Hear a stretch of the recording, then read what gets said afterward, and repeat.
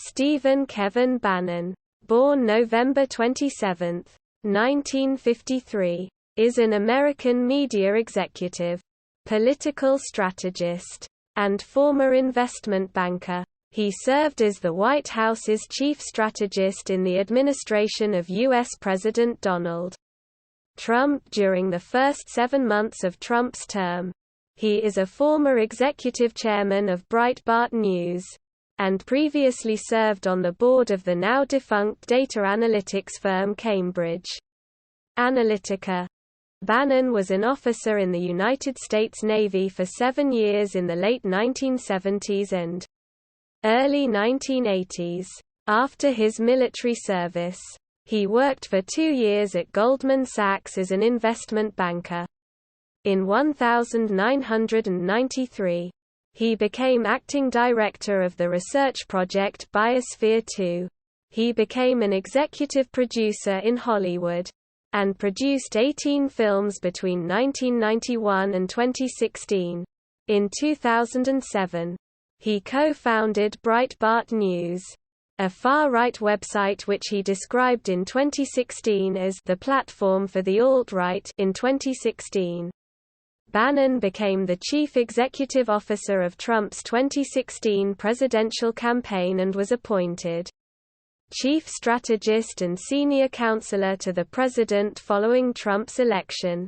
He left the position 8 months later, and rejoined Breitbart. In January 2018, Bannon was disavowed by Trump for critical comments reported in the book Fire and Fury, and left Breitbart. After leaving the White House, Bannon opposed the Republican Party establishment and supported insurgent candidates in Republican primary elections. Bannon's reputation as a political strategist was questioned when former Alabama State Supreme Court Chief Justice Roy Moore, despite Bannon's support, lost the 2017 United States Senate election in Alabama to Democrat Doug Jones. Bannon had declared his intention to become the infrastructure globally for the global populist movement. Accordingly, he has supported many national populist conservative political movements around the world, including creating a network of far-right groups in Europe. In August 2020, Bannon and 3 others were arrested and charged with conspiracy to commit mail fraud and money laundering in connection to the We Build the Wall campaign.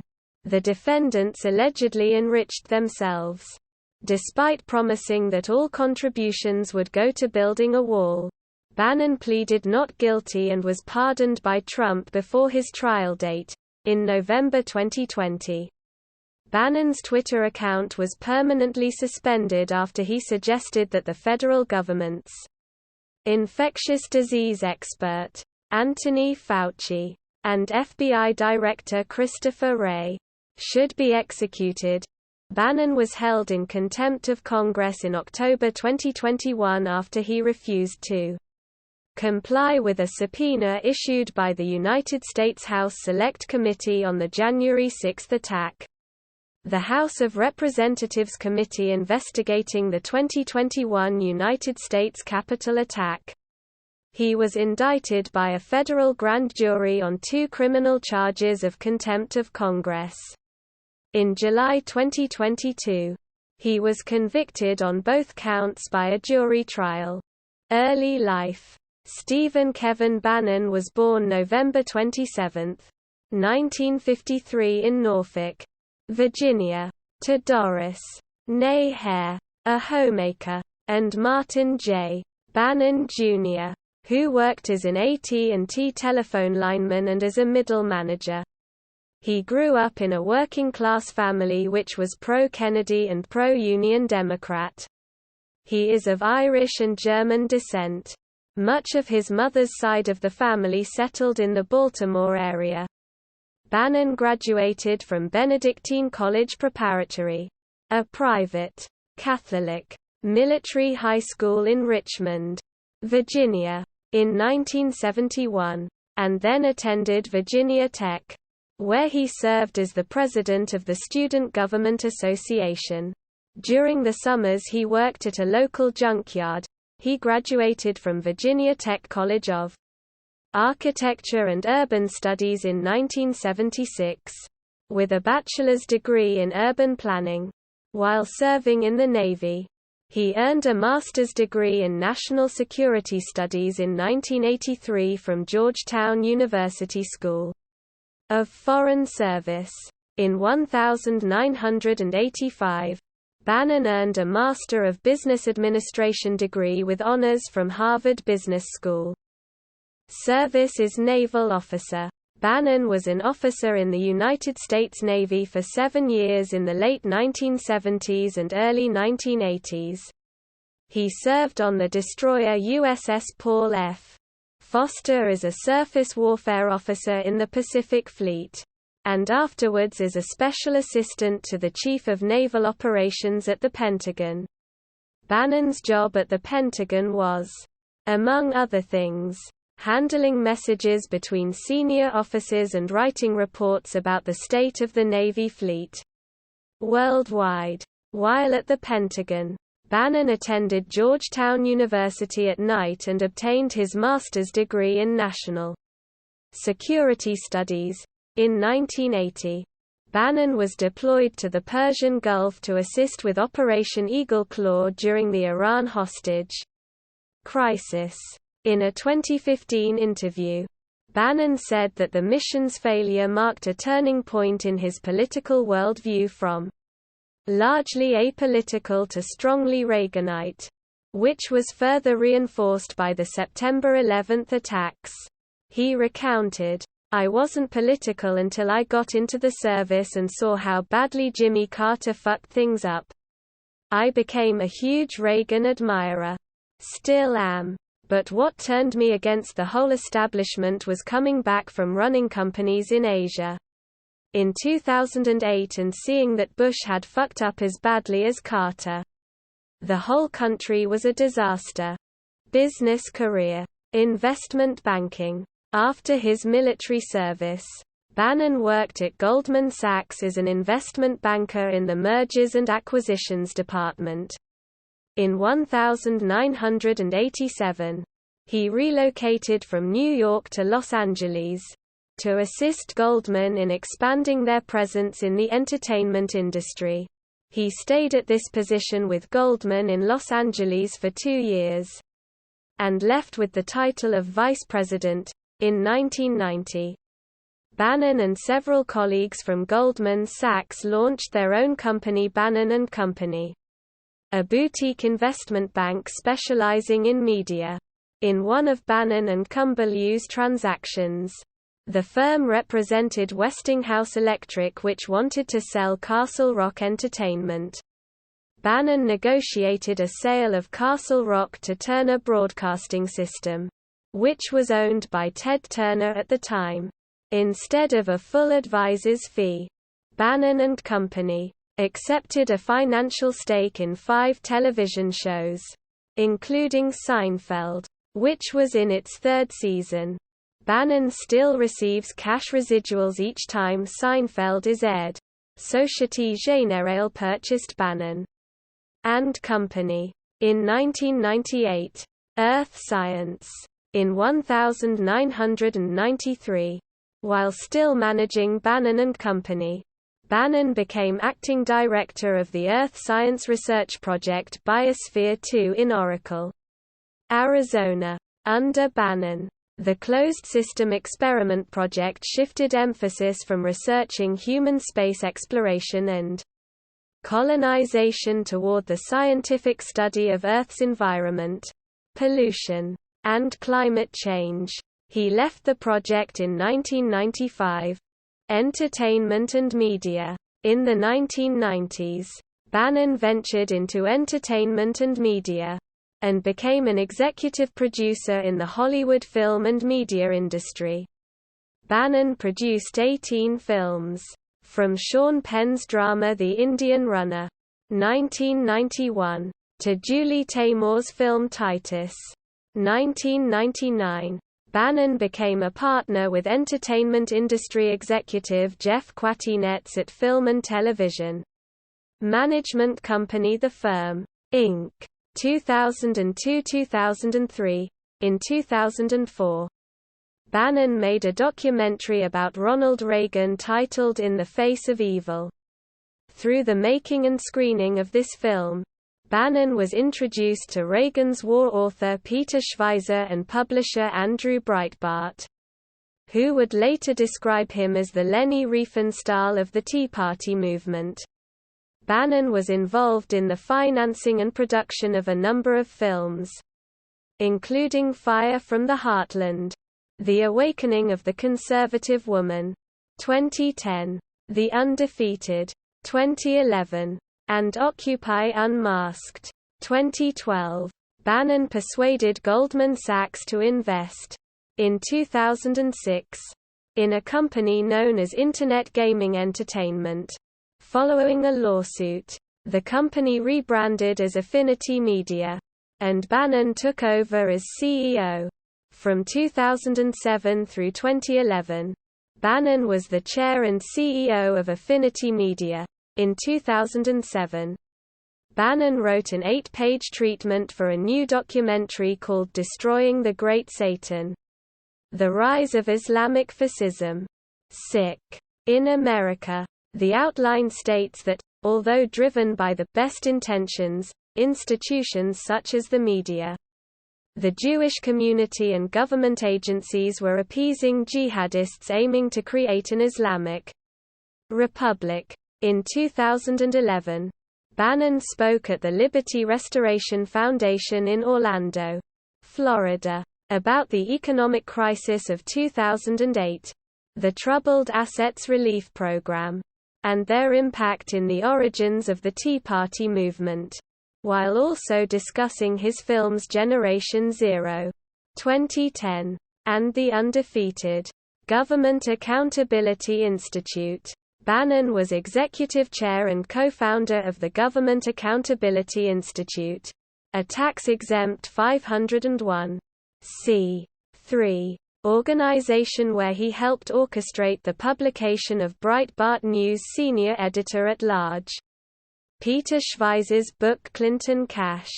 From its founding in 2012 until his departure in August 2016. The organization creates fact-based indictments against politicians using the deep web, tax filings, flight logs, and foreign government documents and then forwards their findings to the media. The organization is registered as nonpartisan, but it mainly investigates alleged corruption, crony capitalism, and misuse of taxpayer money within the Democratic Party. The group has spread conspiracy theories about Hillary Clinton and Joe Biden.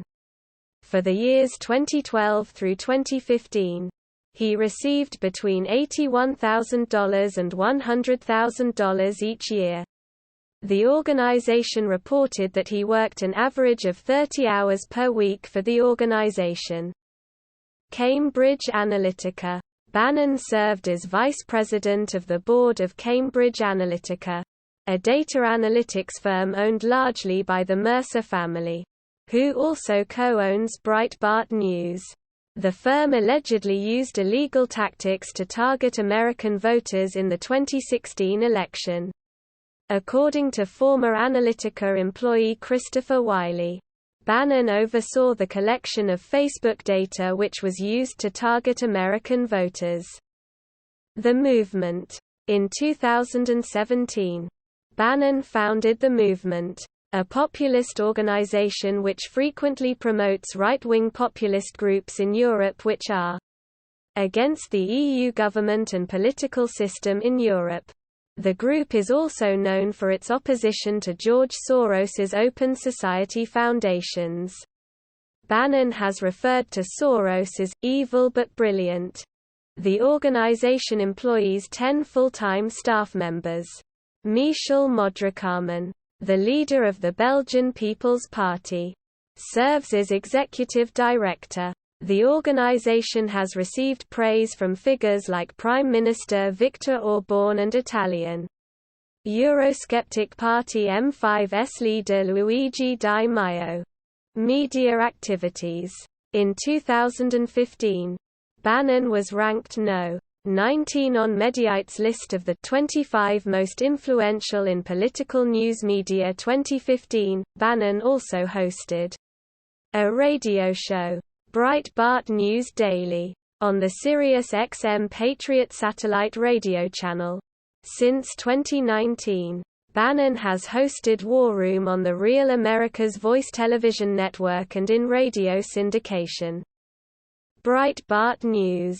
Bannon was a founding member of the board of Breitbart News, a far-right news, opinion and commentary website. Philip Elliott and Zeke J. Miller of Time have said that the site has pushed racist, sexist, xenophobic and anti-Semitic material into the vein of the alternative right.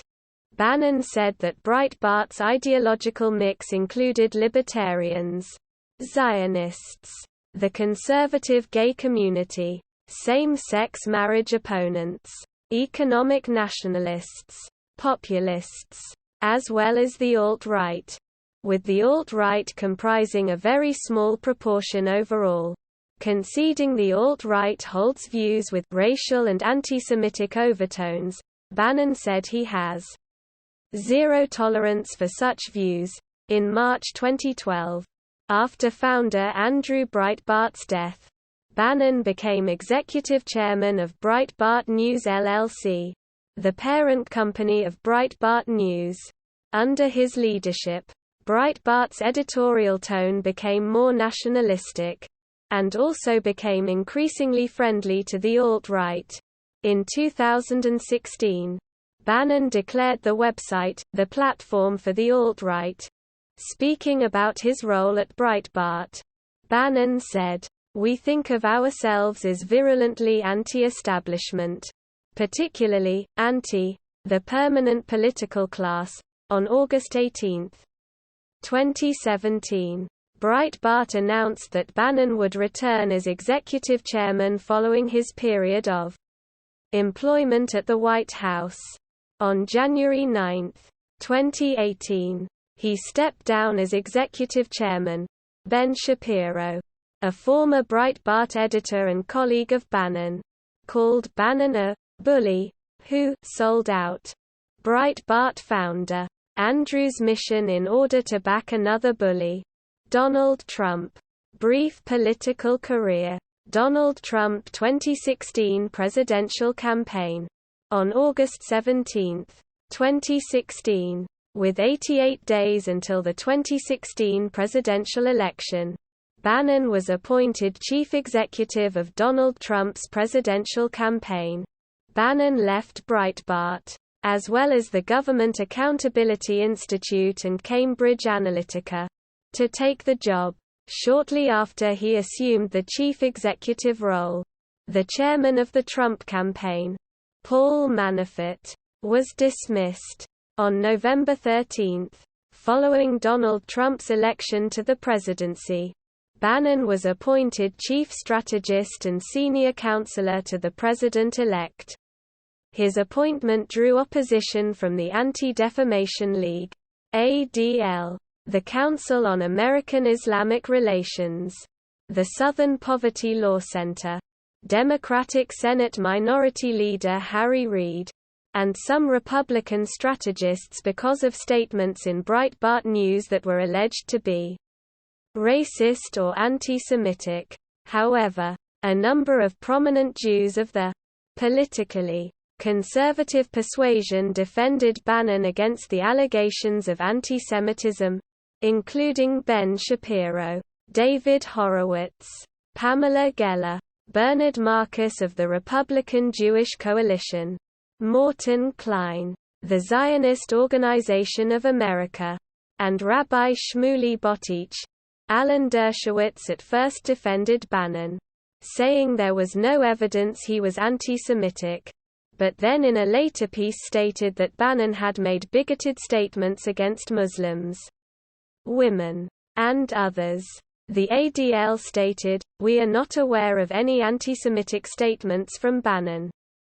Bannon had referred to French National Front, now National Rally, politician Mariine Maréchal Le Pen as the new rising star on November 15, 2016. U.S. Representative David Cicilline of Rhode Island released a letter to Trump signed by 169 Democratic House representatives urging the president-elect to rescind his appointment of Bannon.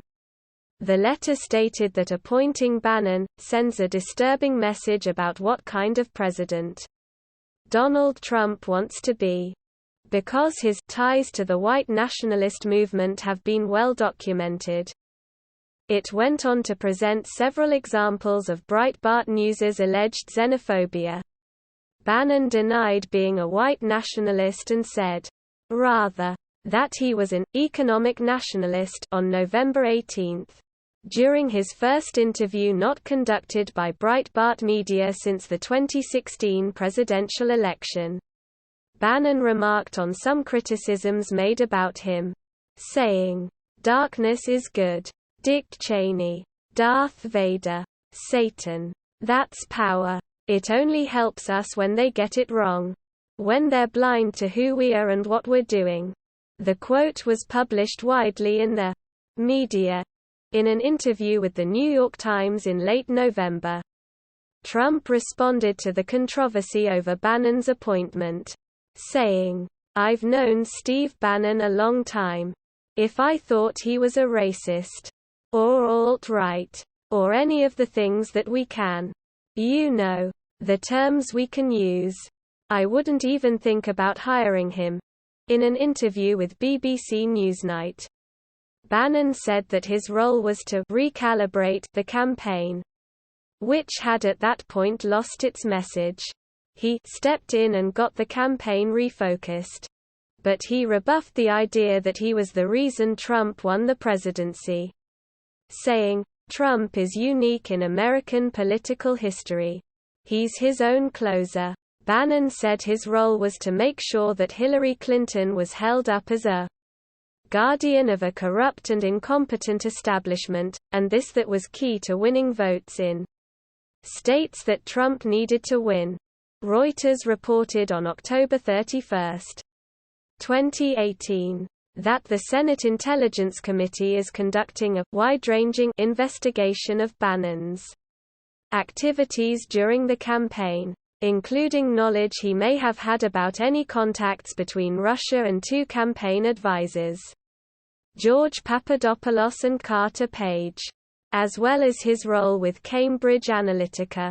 Trump administration. National Security Council. At the end of January 2017. In a departure from the previous format of the National Security Council, NSC, the holder of Bannon's position, along with that of the Chief of Staff, were designated by presidential memorandum as regular attendees to the NSC's Principals Committee, a cabinet-level senior interagency forum for considering national security issues. The enacted arrangement was criticized by several members of previous administrations and was called "stone cold crazy" by Susan E. Rice, Barack Obama's last national security advisor.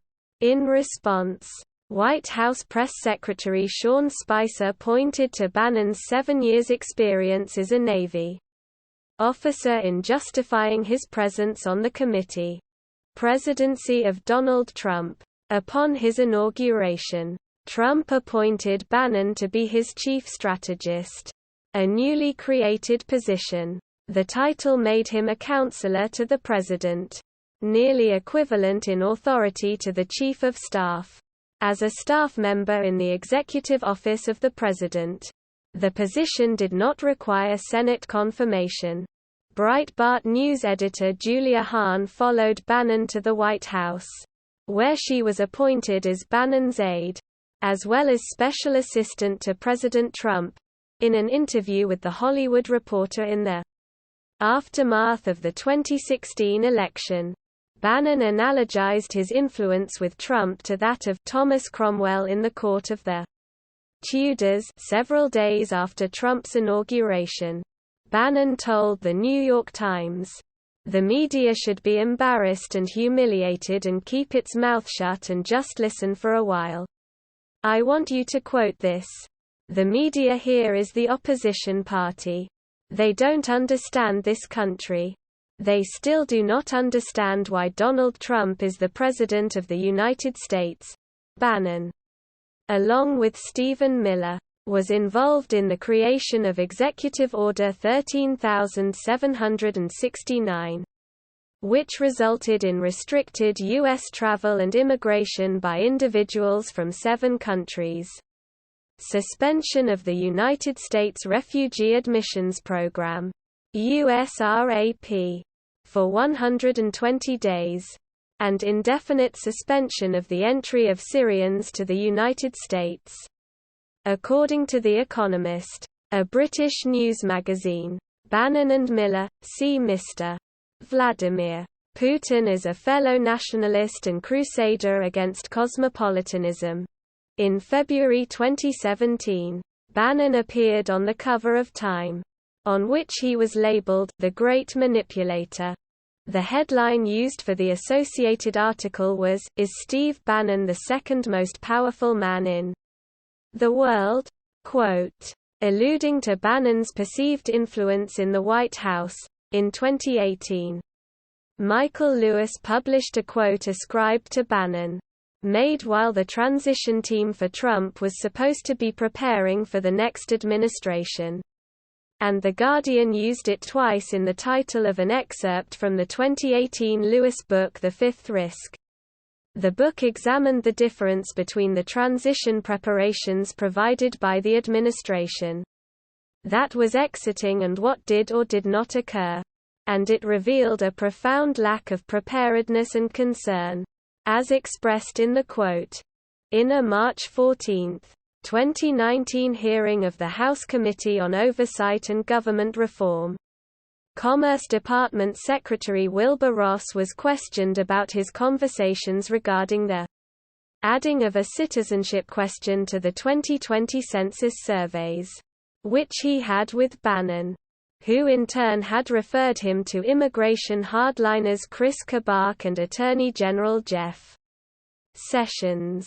Missouri Democratic Representative Lacey Clay accused Ross of being complicit regarding his efforts to weaken minority group voting rights, additionally accusing him of committing perjury with respect to those contacts. Clay called for Ross to tender his resignation, saying, "You lied to Congress. You misled the American people and you are complicit in the Trump administration's intent to suppress the growing political power of the non-white population." Ross said the change was in response to a request by the Justice Department for statistics to protect voting rights. On April 23, 2019, the United States Supreme Court heard arguments regarding appeals of rejections by 3 circuit courts of the proposed inclusion of the survey question. It was reported that Bannon intentionally published stories to undermine H.R. McMaster. Bannon allegedly did this by leaking information to the alternative media, including alt-right writer Mike Cernovich. It was also reported that the Trump administration retroactively granted Bannon a blanket exemption from federal ethics rules that allowed him to communicate with editors at Breitbart News, which according to former Breitbart consultant Kurt Bardella would be proof of the administration's intent to allow him to continue being the de facto editorial director of Breitbart. Italics added, in the final hours of Donald Trump's administration, Steve Bannon was issued a presidential pardon. The accompanying announcement said he was an important leader in the conservative movement and is known for his political acumen. Bannon was removed from his NSC role in early April 2017 in a reorganization by U.S. National Security Advisor H.R. McMaster, whom Bannon had helped select. Some White House officials said Bannon's main purpose in serving on the committee was as a check against former National Security Advisor Michael T. Flynn, who had resigned in February 2017 for misleading the vice president about a conversation with the Russian ambassador to the United States. Hence, with Flynn gone, Bannon was no longer needed. Bannon reportedly opposed his removal from the council and threatened to quit if President Trump went forward with it, although Republican megadonor Rebecca Mercer urged him to stay. The White House said Bannon had not attempted to leave, and Bannon said any indication that he threatened resignation was total nonsense. Bannon only attended one NSC meeting. Departure from the White House. Bannon's employment in the White House ended on August 18, 2017, less than a week after the Charlottesville Unite the Right rally, which degenerated into violence and acrimony. Whereas members of both political parties condemned the hatred and violence of white nationalists, neo-Nazis and alt-right activists, The New York Times noted that Trump was the only national political figure to spread blame for the hatred, bigotry and violence that resulted in the death of one person to many sides. The decision to blame many sides was reported to have come from Bannon. The NAACP released a statement saying that while they acknowledge and appreciate President Trump's disavowalment of the hatred which has resulted in a loss of life today, they called on Trump to take the tangible step to remove Steve Bannon, a well-known white supremacist leader, from his team of advisors. The statement further described Bannon as a symbol of white nationalism, who energized that sentiment through his current position within the White House. Some sources stated that White House Chief of Staff John F. Kelly asked Bannon on August 18, 2017, to submit his immediate resignation in lieu of being fired. Bannon, however, stated he was not fired but rather submitted his 2-week resignation notice on August 4, 2017. He reminded the Weekly Standard that he had joined then-presidential candidate Trump's campaign on August 14, 2016, and said he'd always planned on spending 1 year, but that he stayed a few more days due to the Unite the Right rally in Charlottesville, Virginia. In an official statement, White House Press Secretary Sarah Huckabee Sanders said, "John Kelly and Steve Bannon have mutually agreed today would be Steve's last day. We are grateful for his service and wish him the best." The same day, Breitbart News announced that Bannon would return to the site as executive chairman. Several weeks after his departure, it was reported that Trump still called Bannon using his personal cell phone, and was only calling when Chief of Staff Kelly was not around. The Washington Post reported in October 2017 that Trump and Bannon remained in regular contact. Post-White House career. Work abroad. After leaving the White House, Bannon declared his intention to become the infrastructure globally for the global populist movement. He toured Europe to speak at events with various far-right political parties there, in a bid to build a network of right-wing populist nationalist parties aspiring to government. Bannon visited the Dutch Party for Freedom, the Freedom Party of Austria, the UK Conservative Party, the Swiss People's Party, the UK Independence Party, the Flemish Vlaams Belang, the Belgian People's Party, Alternative for Germany, France's National Front, now the National Rally, the Italian League, the Brothers of Italy, Hungary's Fidesz, the Sweden Democrats, the Polish Law and Justice, Spain's Vox, the Finns Party, the Pan-European Identitarian Movement, Republika Srpska's Alliance of Independent Social Democrats, the Five Star Movement, and the Israeli Likud. Bannon believes that these movements, along with Japan's Shinzo Abe, India's Narendra Modi, Russia's Vladimir Putin, Saudi Arabia's Mohammed bin Salman, China's Xi Jinping, Turkey's Recep Tayyip Erdogan, and Trump, as well as similar leaders in Egypt, the Philippines, Poland, and South Korea, are part of a global shift towards nationalism. Bannon's attempt to build a network of far-right parties in Europe had only limited success. While he appeared at events with the French national rallies Marine Le Pen and the Italian leagues, Matteo Salvini, the Sweden Democrats said that it had no interest in Bannon's initiative. The Flemish Vlaams Belang called it poorly organized, and the Alternative for Germany cited divergent views among the parties. Right-wing populist parties did not achieve a surge in support in the 2019 European Parliament elections. The Atlantic cited a number of factors inhibiting Bannon's project, including differing national and ideological views among the European far-right and U.S. skeptical views held by some parties of the European extreme right.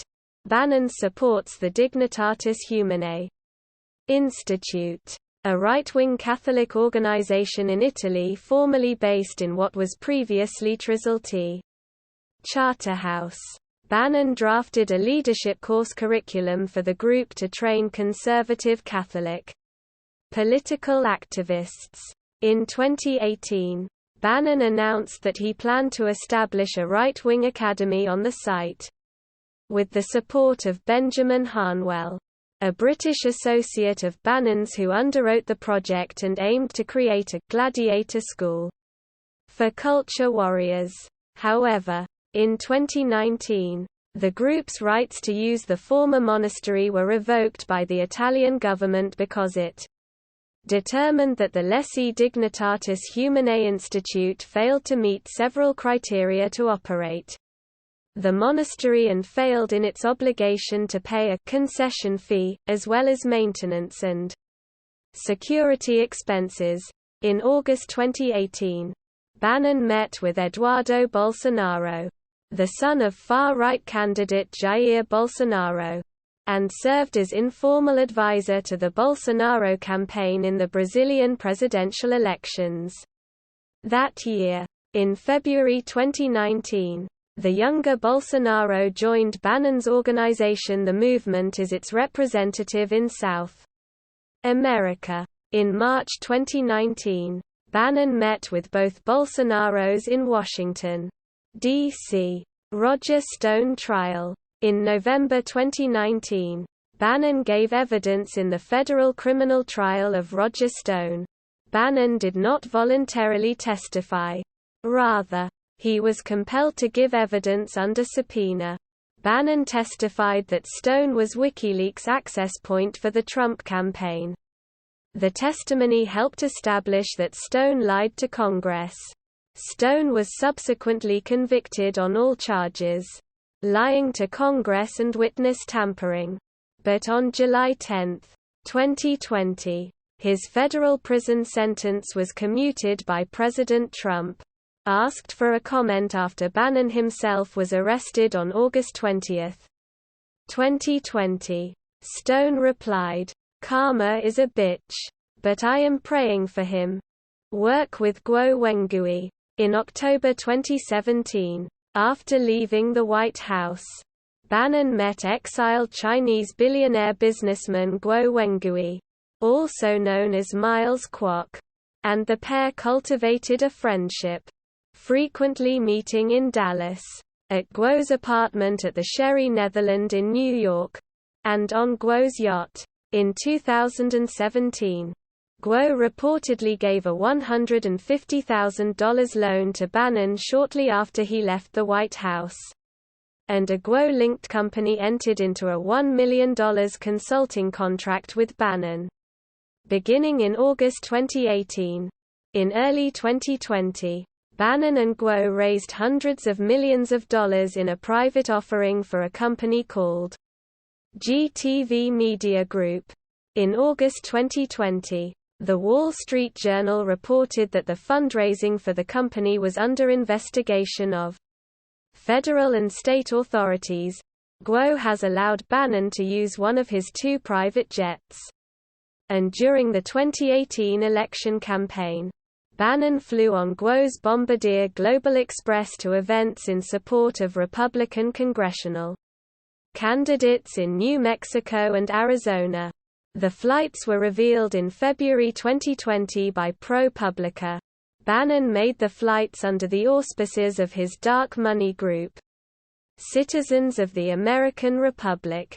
Several campaign finance experts who spoke with ProPublica said the trips could violate federal campaign finance law, which prohibits foreign nationals from making contributions to candidates in U.S. political campaigns, including in-kind contributions such as payment for campaign-related travel. Guo and Bannon denied that the travel was for campaign activity. An attorney for Bannon's group stated that the trips on the private jet were to promote Bannon's film, Trump at War. On June 3, 2020, Bannon and Guo participated in declaring a new federal state of China, also called Federal State of New China. It was proclaimed that they would overthrow the Chinese government. In New York City, planes were seen carrying banners which said, "Congratulations to Federal State of New China." On August 20, 2020, federal prosecutors in New York unsealed criminal charges against Stephen K. Bannon and 3 other men they alleged defrauded donors to a massive crowdfunding campaign that claimed to be raising money for construction of a wall along the U.S.-Mexico border. After Bannon's arrest, Guo Wengui hurriedly cut ties with him, stressed that he was not involved in Bannon's affairs outside their shared efforts fighting for democracy in China, and would no longer allow Bannon to continue to serve as a member of Guo Media's board of directors.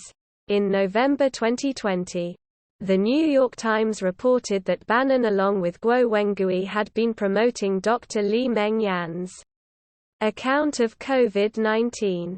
The pair had bought Dr. Yan a plane ticket to the United States, provided her accommodation, coached her in media appearances and helped secure interviews with conservative television hosts, including Tucker Carlson. Yan later said that the COVID-19 virus was artificially made.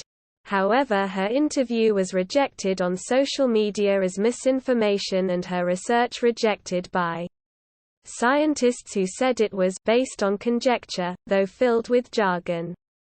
Republican Senate primaries. Bannon has made efforts to unseat incumbent Republican members of Congress he deemed to be insufficiently supportive of Trump's agenda. In October 2017, Bannon said he planned to sponsor primary challenges against 6 of the 7 incumbent Republican senators in the 2018 elections. He said he had 2 requirements for a candidate to earn his support. They must pledge to vote against Mitch McConnell as Senate Majority Leader and to end the Senate filibuster. Bannon received credit for helping Roy Moore defeat incumbent Senator Luther Strange in the September Republican primary for the 2017 special Alabama Senate election. Despite Trump's having endorsed Strange, after 9 women alleged sexual misconduct, Bannon doubled down on his support for the candidate, raising doubt about the veracity of the accusations. When Ivanka Trump condemned Moore's campaign in Alabama, saying, "There's a special place in hell for people who prey on children," Bannon responded, "What about the allegations about her dad and that 13-year-old?" Quote, in reference to a woman who accused Trump and sex offender Jeffrey Epstein of raping her at that age. In August 2018, The New York Post alleged that Bannon was then trying to restore Epstein's favor for financial gain. Later reports showed that Steve Bannon reportedly prepped Epstein for an interview with 60 Minutes. That ultimately never occurred. Bannon confirmed that he did tape 15 hours of interviews with Epstein, though denied that he was coaching him for further interviews and that the footage was for an unannounced documentary on Epstein. Bannon was later reported to have been in contact with Epstein from 2017 up until his 2019 arrest, and believed Epstein was a spy in what had been considered a safe Republican seat. Moore lost the election on December 12, 2017. Bannon's reputation as a political strategist was subsequently questioned by Republican commentators. Quotes in Michael Wolff books. In January 2018, upon the publication of Michael Wolff's book Fire and Fury, Inside the Trump White House, which attributed many controversial and inflammatory statements to Bannon, Bannon and Trump became estranged and were widely seen as enemies. The book quoted Bannon as saying that Ivanka Trump was as dumb as a brick, that the meeting among Donald Trump Jr., Jared Kushner, Paul Manafort, and agents of Russia was treasonous, and that Special Prosecutor Robert Mueller would cause Donald Trump Jr. to crack like an egg on live television. Bannon also warned that investigators would likely uncover money laundering involving Jared Kushner and his family business loans from Deutsche Bank. In his 2019 book Siege, Wolff wrote, Trump was vulnerable because for 40 years he had run what increasingly seemed to resemble a semi-criminal enterprise, then quoted Bannon as saying, I think we can drop the semi part. Wolff wrote that Bannon predicted investigations into Trump's finances would be his political downfall, quoting Bannon as saying, this is where it isn't a witch hunt, even for the hardcore. This is where he turns into just a crooked business guy, and one worth $50 million instead of $10 billion. Not the billionaire he said he was. Just another scumbag. Ouster from Breitbart. Relationship with Trump. And media ventures. In January 2018. After excerpts from Fire and Fury were published, Trump promptly disavowed Bannon, saying that Bannon lost his mind when he left the White House, and attacking him in multiple angry statements. Trump asserted in a tweet that Bannon had cried when he got fired and begged for his job, and publicly referred to Bannon with an unflattering nickname, Sloppy Steve, in reference to Bannon's disheveled appearance. On January 7, 2018, Bannon expressed regret over his delayed response, declared his unwavering support for Trump and his agenda, and praised Donald Trump Jr. Bannon said his remarks about the campaign meeting were aimed at Manafort instead of Trump Jr., a claim which Wolff contested, because of the break with Trump. Bannon's position as head of Breitbart News was called into question by Breitbart's owners. And on January 9, 2018, he stepped down as executive chairman. The billionaire funders of Breitbart, Robert and Rebecca Mercer, reportedly decided to push out Bannon from Breitbart in part because of his break with Trump, and in part because they had become weary of Bannon's impulsive and attention-seeking antics, and Bannon's expenditures on travel and private security. After being ousted from Breitbart, Bannon established Citizens of the American Republic as a new vehicle for his political activities. In 2018, Bannon focused on the group in an attempt to keep Republican control of the House of Representatives in the 2018 election. The group is a dark money organization. Bannon declined to describe his donors or how much money the group has raised. Despite Trump's disparagement of him, Bannon retained ties with Trump. In an appearance in August 2019 on CNBC, Bannon praised Trump as a great leader as president, and amazing campaigner. In response, Trump called Bannon one of my best pupils, and still a giant Trump fan, and said he loved working with Bannon. In 2018, Bannon released a pro-Trump documentary, Trump at War, through his production company, Victory Films. The film aimed to galvanize Trump supporters ahead of the 2018 elections in a bid to keep a Republican majority in the House. In October 2019, Bannon began co-hosting War Room Impeachment, a daily radio show and podcast in which he offered advice to the Trump administration and its allies on how to counter the impeachment inquiry against Donald Trump. In 2020, Bannon began a podcast, War Room Pandemic, broadcast from his Capitol Hill townhouse. Bannon told friends that Trump had told others that he watches the program and that the president was familiar enough with it to cite specific interviews he had seen when the two men spoke this summer. Federal fraud indictment allegations. On August 20, 2020, a federal grand jury indictment was unsealed against Bannon and 3 others, charging them with conspiracy to commit wire fraud and money laundering. Each charge has a maximum penalty of 20 years in prison upon conviction. Federal prosecutors of the U.S. Attorney's Office for the Southern District of New York allege that Bannon, United States Air Force veteran Brian Kolfage, and the 2 other defendants used funds received from the We Build the Wall fundraising campaign, marketed to support the building of a border wall between the U.S. and Mexico, in a way which was inconsistent with how they were advertised for use to the public. According to the indictment, donations were collected through a GoFundMe campaign that was launched in December 2018.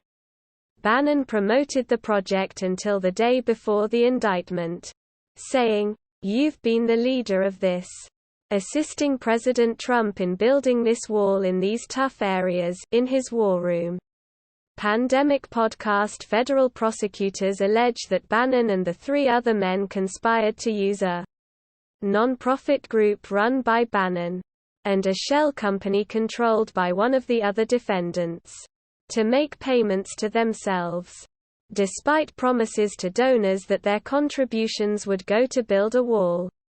Prosecutors also alleged that Bannon received more than $1 million in connection with the plan, some of which was paid to Kolfage in secret and some of which Bannon and 2 other defendants allegedly used for personal expenses ranging from paying off credit cards to personal travel. Prosecutors stated that they planned to seize the assets of Bannon's non-profit Citizens of the American Republic, as well as other organizations, politically aligned with Donald Trump. Arrest. Bannon was arrested by U.S. postal inspectors on Long Island Sound, off the coast of Connecticut, on board People's Republic of China expatriate Guo Wengi's luxury yacht. Later that day, Bannon pleaded not guilty to the charges. Bannon was released pending trial on a $5 million bond, of which Bannon was required to put up $1.7 million. He was required to surrender his passport and his domestic travel was restricted. Following the indictment, Donald Trump and his son, Donald Trump Jr., distanced themselves from Bannon. Trump Jr. had originally been supportive of Bannon's fundraising efforts for the Trump Wall. At a preliminary hearing on August 31, U.S. District Judge Annalisa Torres set a trial date for May 24, 2021. Prosecutors revealed that they had collected a large number of emails found on various devices and online storage accounts after search warrants were executed, some earlier in the year. Pardon. On January 20, 2021, Trump granted Bannon a pardon from the federal charges. CNN reported in February 2021 that since the pardon the Manhattan District Attorney had issued subpoenas to Wells Fargo Bank and GoFundMe, which had provided accounts for the venture, signaling that a criminal investigation on state charges was advancing. In May 2021, Southern District of New York Judge Annalisa Torres, citing precedents of criminal cases being dismissed following presidential pardons, dismissed the fraud case against Bannon, stating that the pardon that Trump had issued to Bannon was valid, and that dismissal of the indictment was the proper course. In her ruling, Torres stated that despite Bannon not pleading guilty, the issuance of a pardon may carry an imputation of guilt, acceptance a confession of it. She further quoted, "If there be no guilt, there is no ground for forgiveness." Social media bans. During the November 5, 2020 edition of his webcast, Bannon called for the beheadings of Anthony Fauci, the government's top infectious diseases expert, and FBI Director Christopher Wray. Bannon said that if it were up to him, after beheading Fauci and Wray, I'd put the heads on pikes, and display them outside the White House, as a warning to bureaucrats who dared oppose Trump. By the end of the day, Facebook and YouTube had deleted the video from their platforms, and Twitter had permanently banned his account for glorifying violence. MailChimp also disabled Bannon's email newsletter. The next day, Bannon was dropped by a lawyer who had been defending him against federal charges of fraud. On January 9, 2021, Rudy Giuliani appeared on War Room, accusing Democrats of stealing the recent presidential election and blaming them for the storming of the Capitol. Hours later, YouTube removed both the podcast channel and another one called Trump at War, a film by Stephen K. Bannon, citing a violation of YouTube's terms of service, congressional subpoena and contempt of Congress conviction. On September 23, 2021, the U.S. House Select Committee on the January 6 attack subpoenaed Bannon, ordering him to appear on October 14. His lawyers gave the committee advance notice that he would not comply. After he did not appear, the House of Representatives voted to hold him in criminal contempt of Congress and to refer him to the Justice Department. This was initiated by the 9-member committee's unanimous vote on October 19. Followed by the full House of Representatives, which voted 229 to 202, with all 220 Democrats and 9 Republicans in favor of the resolution. On October 21, he was indicted by a federal grand jury on November 12, 2021, on 2 criminal contempt charges: 1 count of not providing documents, 1 count of not testifying. 3 days later, Bannon surrendered to the FBI. He was represented by criminal defense attorney David Shern. Bannon was released pending trial, without bail, but on conditions, including keeping authorities informed of his whereabouts, and not leaving the country. He pleaded not guilty. An appeals court in April 2022 rejected his appeal regarding his failure to testify before the committee. In the days leading up to his trial, Bannon offered to testify before the January 6 committee after all, which presiding Judge Carl Nichols rejected as a last-ditch attempt to avoid accountability.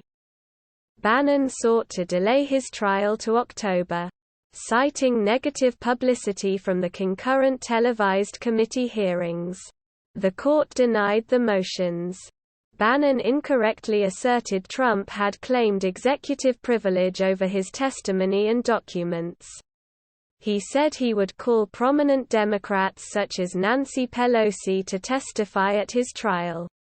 Asserting on his podcast, "We're going medieval on these people," Nichols denied the defense motions, finding that Bannon was not entitled to raise an advice of counsel, defense or an executive privilege defense. After the judge's ruling, Bannon's attorney Shern asked the court, "What's the point of going to trial if there are no defenses?" Quote, to which Nichols replied, "Agreed," hinting that Bannon should seek a plea deal. Trial proceedings began July 18, 2022. The jury was finalized the next day. Bannon declined to call witnesses or testify in his own defense. On July 22, 2022, the jury found Bannon guilty on both charges. The sentencing hearing is set for October 21, 2022. Chairman Benny Thompson and Vice Chair Liz Cheney issued a joint statement on July 22, 2022. The conviction of Steve Bannon is a victory for the rule of law and an important affirmation of the Select Committee's work. Political ideology. Bannon is a Reaganite and has described himself as a populist in an interview. Bannon told journalist Michael Lewis in February 2018, "We got elected on Drain the Swamp. Lock her up. Build a wall. This was pure anger. Anger and fear is what gets people to the polls." He added, "The Democrats don't matter. The real opposition is the media. And the way to deal with them is to flood the zone with shit." Individual issues. A self-described economic nationalist, Bannon advocates for reductions in immigration and restrictions on free trade with China and Mexico. He has referred to himself as a proud Christian Zionist, in reference to his support of Israel. He has been described as a white nationalist, but rejects the description. Bannon favors raising federal income taxes to 44% for those earning incomes over $5 million a year as a way to pay for middle-class tax cuts. He also supports significantly increasing spending on infrastructure, describing himself as the guy pushing $1 trillion infrastructure plan. He generally believes in reducing the size of the federal bureaucracy, declaring at the Conservative Political Action Conference he favored the deconstruction of the administrative state. Paris Climate Agreement. Bannon was a strong opponent of the Paris Climate Agreement during his time in the Trump administration. He successfully persuaded Donald Trump to withdraw from it. Immigration. Bannon favors reducing immigration, both legal and illegal immigration, to the U.S. and asserts that immigration threatens national sovereignty. Bannon has suggested that too many Silicon Valley chief executives are Asian or South Asian, and that this undermines civic society. In a 2015 radio appearance, Bannon expressed opposition to resettling any refugees of the Syrian civil war in the U.S. In a 2016 radio appearance, Bannon asserted that illegal immigration was horrific, but that legal immigration was the beating heart of this problem. That levels of legal immigration to the U.S. were scary, and that legal immigrants had kinda overwhelmed the country. Bannon is the chairman of We Build the Wall, an organization involved in the construction of the proposed expansion of Mexico-United States barrier. 2008 financial crisis. In 2014, during a conference at the Vatican, Bannon criticized Wall Street for its role in the 2008 financial crisis. He has also criticized bailouts for big banks and is angered by the fact that Wall Street banks have not been held accountable for the financial crisis, which he claims fueled populist fury and groups such as the Tea Party. Overseas military intervention. He is generally skeptical of military intervention abroad, opposing proposals for the expansion of U.S. involvement in the war in Afghanistan, the Syrian civil war, and the crisis in Venezuela. In Afghanistan, he supported a proposal by Erik Prince for the deployment of private military contractors instead of the U.S. military. He believes there is no military solution to the 2017 North Korea crisis. Bannon has described U.S. allies in Europe, the Persian Gulf, the South China Sea, the Strait of Malacca, as well as South Korea and Japan, as having become protectorates of the United States that do not make an effort to defend themselves. Quote, and believes NATO members should pay a minimum of 2% of GDP on defense. Bannon opposes upgrading the U.S. nuclear arsenal. Middle East. Bannon strongly favors U.S. withdrawal from the Iran nuclear deal, and was supportive of the approach taken by Saudi Crown Prince Mohammed bin Salman during the 2017 Qatar diplomatic crisis, during his tenure as White House chief strategist. Bannon opposed the 2017 Shayrat missile strike, but lost the internal debate on the matter to Kushner. He also expressed skepticism about the 2020 assassination of Qasem Soleimani, questioning whether it was necessary to kill this guy and to kill him now and to exacerbate the military issues, and warned that an escalation with Iran could undermine Trump's support with working-class, middle-class people, particularly people whose sons and daughters actually fight in these wars. Bannon reportedly spoke often with Trump donor Sheldon Adelson, and was alarmed at a push for a renewed Middle East peace process. He has described Palestinian President Mahmoud Abbas as a terrorist. He has advocated giving the land in the West Bank to Jordan and in Gaza to Egypt.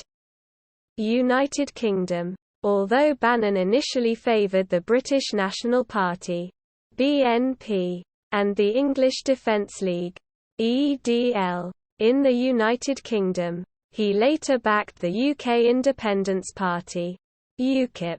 Bannon urged Boris Johnson, who Bannon said in July 2018 that he had known, over the last year, and was very impressed with, to challenge Prime Minister Theresa May. According to a BuzzFeed News report, Bannon was in private contact with Johnson during his visit to Britain that month, and the two men were previously in text communication during their respective tenures as White House Chief Strategist and British Foreign Secretary. Europe. Bannon has defended Trump's ties to and praise for Russian President Vladimir Putin. He expressed a belief that traditionalists see Russia as an ally. Bannon said they believe that at least Putin is standing up for traditional institutions, and he's trying to do it in a form of nationalism. And I think that people, particularly in certain countries, want to see the sovereignty for their country. They want to see nationalism for their country, rather than a pan-European Union. According to the book War for Eternity, Bannon met notorious Russian ideologue Alexander Dugin in Rome in 2018 to advocate closer relations between the United States and Russia, as well as traditionalist philosophy. In 2018, Bannon announced plans to launch a new political operation beginning with an attempt to unite populist parties across Europe before the 2019 European Parliament election, with the project to be based in Brussels. He indicated he would spend 50% of his time in Europe from the following November working at locations throughout the continent. Later that year, Bannon formed a foundation called the Movement to connect far-right groups throughout Europe. Bannon is supportive of European right-wing populist national conservative movements such as the Hungarian Fidesz, the French National Front, now National Rally, the Spanish Vox, the Dutch Party for Freedom, Alternative for Germany, the Italian Northern League, the Freedom Party of Austria, the Sweden Democrats, the Danish People's Party, the Flemish Vlaams Belang and the New Flemish Alliance, the Polish Law and Justice, and the Swiss People's Party, less than, ref greater than, Islam. In his talk delivered to a small conference in the Vatican during 2014, Bannon said, "If you look back at the long history of the Judeo-Christian West struggle against Islam, I believe that our forefathers kept their stance. And I think they did the right thing. I think they kept it out of the world. Whether it was at Vienna, or Tours, or other places, it bequeathed to us the great institution that is the Church of the West." He is reputed to believe Putin's Russia and Trump's America are Christian allies against their Islamic State and radical Islamic terrorism. Overview and influences. Bannon's ideology was the subject of the book War for Eternity by Benjamin R. Teitelbaum, where his thinking is described as combining elements of a radical version of the traditionalist school with paleoconservatism and other more standard American conservative beliefs. Bannon's political and economic views have been described by others as nationalist and right-wing populist. He self-identifies as a conservative. He rejects allegations that he is a white nationalist at a party congress in March 2018. Bannon gave members of the French right-wing Populist National Front (NF) what has been described as a populist pep talk. He advised party members to let them call you racist, let them call you xenophobes, let them call you nativists. Wear it like a badge of honor. Because every day, we get stronger and they get weaker. History is on our side and will bring us victory. Bannon's remarks brought the members to their feet. Critics expressed concern that Bannon was normalizing racism. Bannon often describes himself as an economic nationalist, criticizing crony capitalism, Austrian economics, and the objectivist capitalism of Ayn Rand. He also generally considers himself a free market capitalist. He has referred to himself as a proud Christian Zionist, in reference to his support of Israel. Bannon was influenced by fourth turning theory, outlined in Neil Howe's and William Strauss's The Fourth Turning, An American Prophecy, one of Bannon's favorite books. The theory proposes that populism, nationalism and state-run authoritarianism would soon be on the rise, not just in America but around the world. Once one strips away the extraneous accidents and technology, you are left with only a limited number of social moods, which tend to recur in a fixed order and cyclically. The book was major influence on Bannon's film Generation Zero.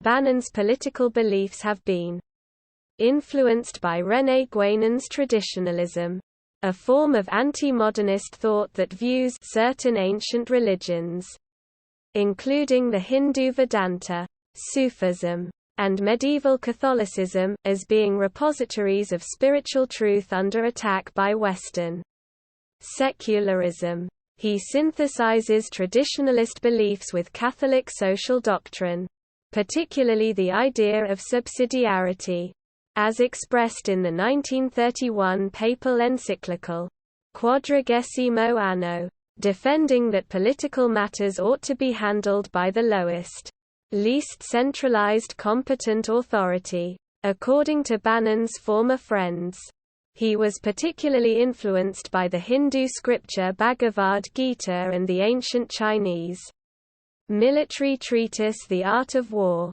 Bannon has also cited the Russian neo-fascist Alexander Dugin, who promotes a Russian nationalist variant of traditionalism called Eurasianism, and described himself as a fan of Dugin's book, The Fourth Political Theory. However, Bannon has urged Dugin to abandon his anti-American and cinephile views. Bannon has also described Brazilian traditionalist thinker Olavo de Carvalho as one of the great conservative intellectuals in the world. Lebanese-American author Nassim Nicholas Taleb, neo-reactionary blogger Curtis Yarvin and conservative intellectual Michael Anton have been pointed out as three of the main influences in Steve Bannon's political thinking. Bannon is an admirer of paleo-conservative commentator Pat Buchanan. Bannon's favorite columnist is academic Walter Russell Mead.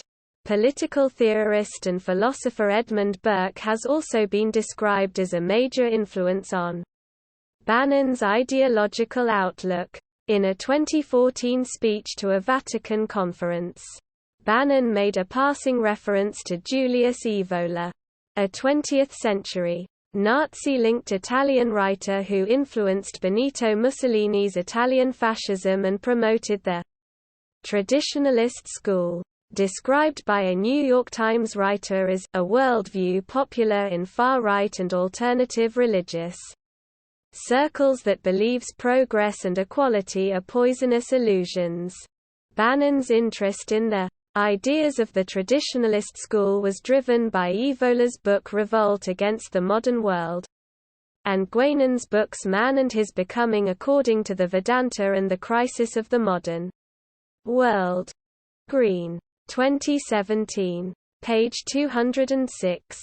In March 2016, Bannon stated he appreciates any piece that mentions Evola, in referring to the associated views of Vladimir Putin, who is influenced by Evola follower Dugin.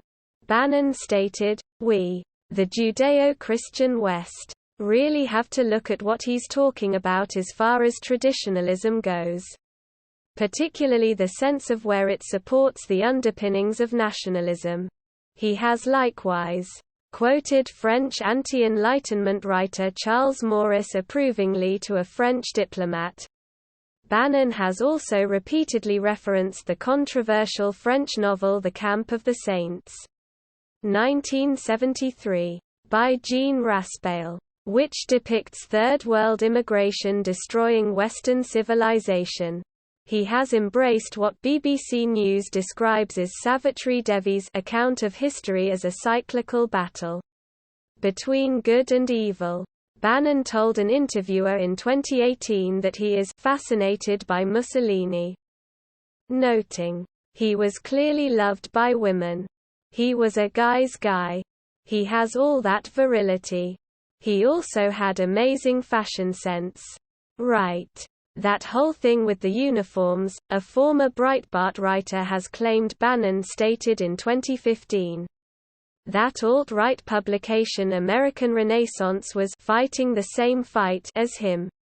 Bannon has expressed admiration for German conservative revolutionary philosopher Martin Heidegger, praising his ideas on the subject of being. German film director Leni Riefenstahl, who produced propaganda films for the regime in Nazi Germany, is said to have influenced Bannon's film-making techniques, with Bannon once describing himself to writing colleague Julia Jones as the Riefenstahl of George Bush, modifying the ending as the GOP, when Jones was horrified.